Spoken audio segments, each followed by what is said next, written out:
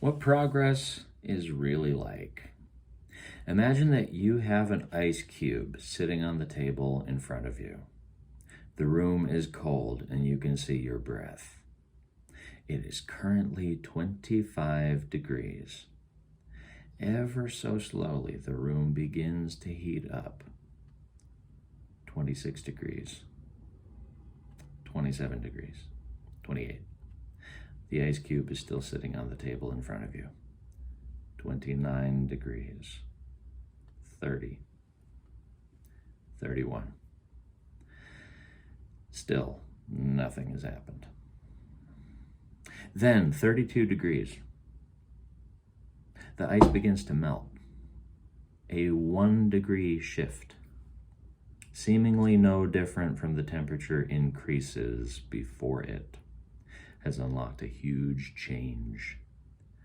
Breakthrough moments are often the result of many previous actions which build up the potential required to unleash a major change. This pattern shows up everywhere. Cancer spends 80% of its life undetectable, then takes over the body in months.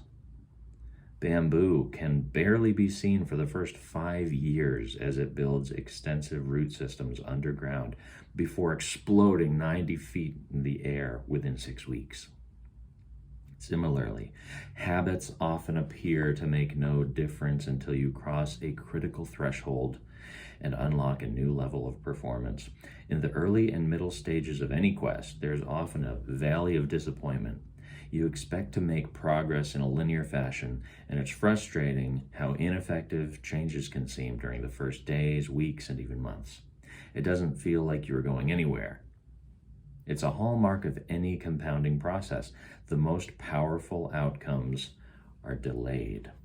This is one of the core reasons why it is so hard to build habits that last. People make a few small changes, fail to see a tangible result, and decide to stop. You think, I've been running every day for a month, so why can't I see any change in my body?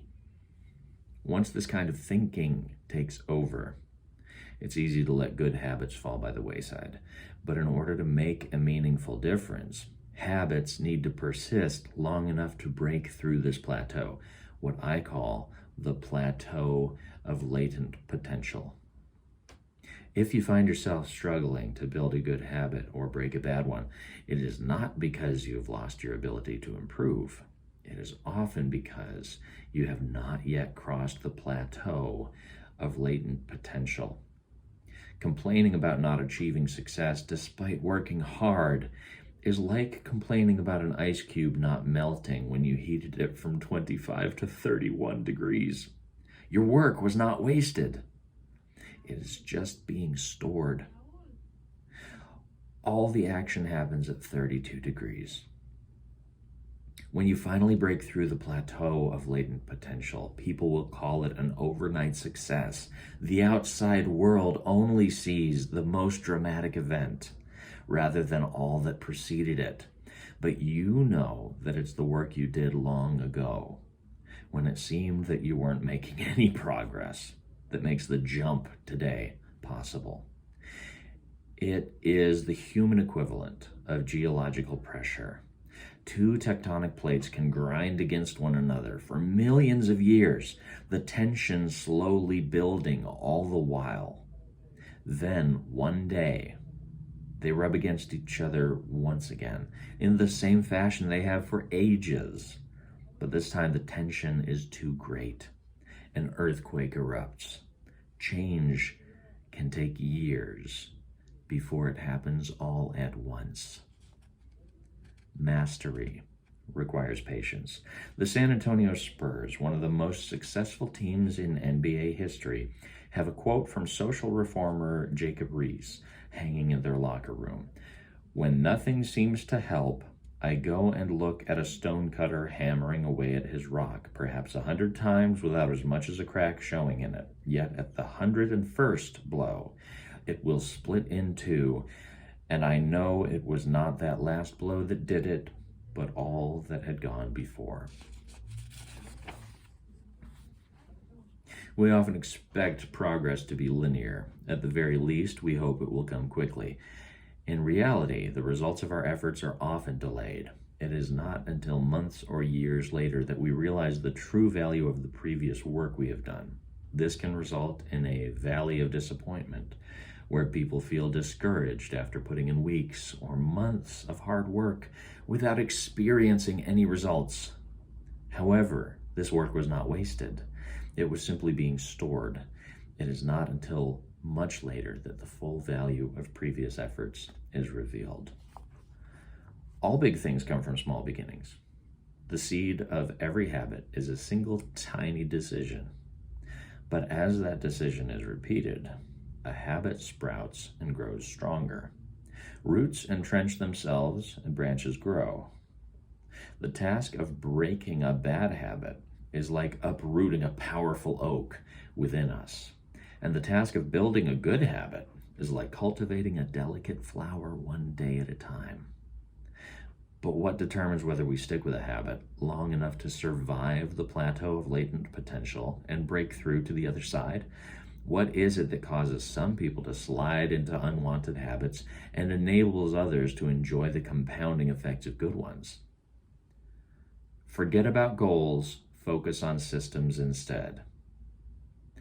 Prevailing wisdom claims that the best way to achieve what we want in life, getting in better shape, building a successful business, relaxing more and worrying less, spending more time with friends and family, is to set specific actionable goals. For many years, this was how I approached my habits too. Each one was a goal to be reached. I set goals for the grades I wanted to get in school, for the weights I wanted to lift in the gym, for the profits I wanted to earn in business. I succeeded at a few, but I failed at a lot of them. Eventually, I began to realize that my results had very little to do with the goals I set, and nearly everything to do with the systems I followed. What's the difference between systems and goals? It's a distinction I first learned from Scott Adams, the cartoonist behind the Dilbert comics.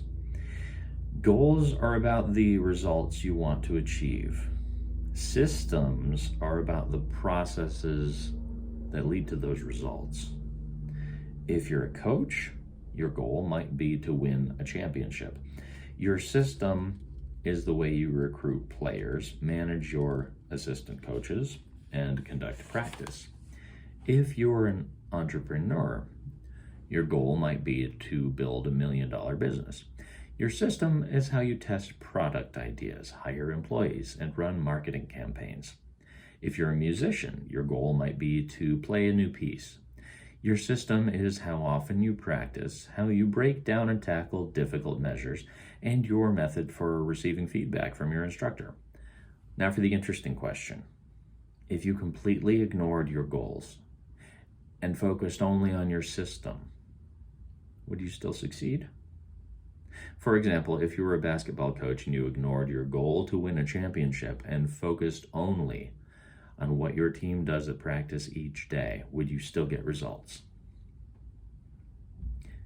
I think you would. The goal in any sport is to finish with the best score, but it would be ridiculous to spend the whole game staring at the scoreboard. The only way to actually win is to get better each day. In the words of three-time Super Bowl winner Bill Walsh, the score takes care of itself. The same is true for other areas of life. If you want better results, then forget about setting goals. Focus on your system instead. What do I mean by this? Are goals completely useless? Of course not.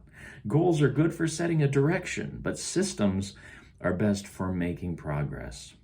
A handful of problems arise when you spend too much time thinking about your goals and not enough time designing your systems. This is a selection from very early on in Atomic Habits by James Clear. I only just lately started reading this. The problems, I won't read the whole section, but the headers for what follows here is problem number 1, winners and losers have the same goals. Problem number 2, achieving a goal is only a momentary change. Problem number 3, goals restrict your happiness. And problem number 4, goals are at odds with long-term progress. A good friend of mine recommended I check this one out, and I'm really liking what I see so far, especially since I came into this new year kind of overwhelmed with how I was going to make an assortment of goals work. Some fitness goals, financial goals, as well as work goals, and goals toward creative projects that I've at least had on the back burner for long enough. So I wanted to find a way to make all of this work without biting off more than I could chew. And what I'm reading makes a lot of sense to me so far, because it's one thing to know you have goals, but it's hard sometimes to keep things in motion, even when you know what those 8 or 9 finish lines are, right? So systems, I'm expecting that a lot of this is going to bring better framework than I have currently when it comes to managing the energy that I have to work with each day, because we often think in terms of how many hours we have in a day, and that's not always the most effective measure to see if we can show up and do even the things that we're expecting of ourselves to show up and do. If this speaks to you on a meaningful level, look up Atomic Habits by James Clear.